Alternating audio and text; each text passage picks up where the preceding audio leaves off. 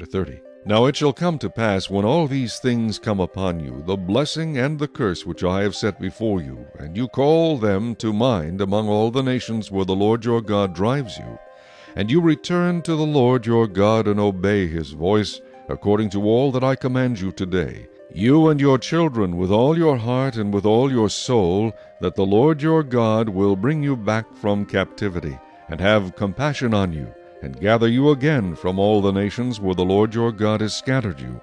If any of you are driven out to the farthest parts under heaven, from there the Lord your God will gather you, and from there he will bring you.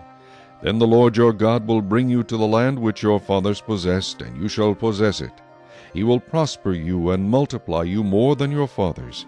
And the Lord your God will circumcise your heart and the heart of your descendants, to love the Lord your God with all your heart and with all your soul, that you may live. Also the Lord your God will put all these curses on your enemies and on those who hate you, who persecuted you.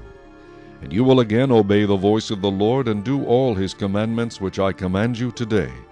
The Lord your God will make you abound in all the work of your hand, in the fruit of your body, in the increase of your livestock, and in the produce of your land for good.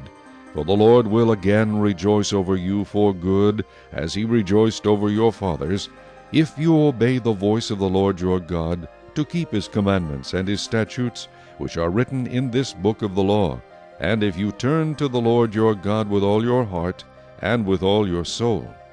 For this commandment which I command you today is not too mysterious for you, nor is it far off. It is not in heaven, that you should say, Who will ascend into heaven for us and bring it to us, that we may hear it and do it? Nor is it beyond the sea, that you should say, Who will go over the sea for us and bring it to us, that we may hear it and do it?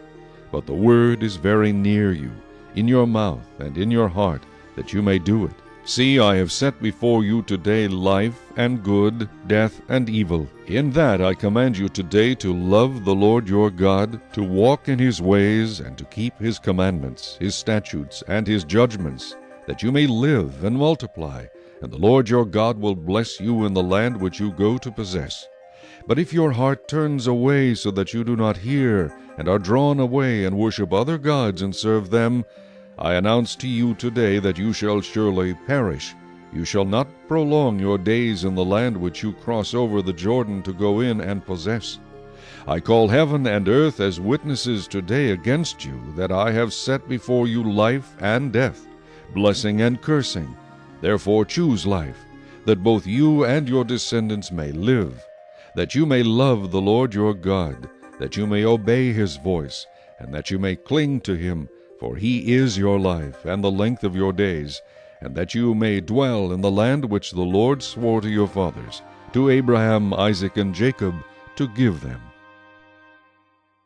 Chapter 30.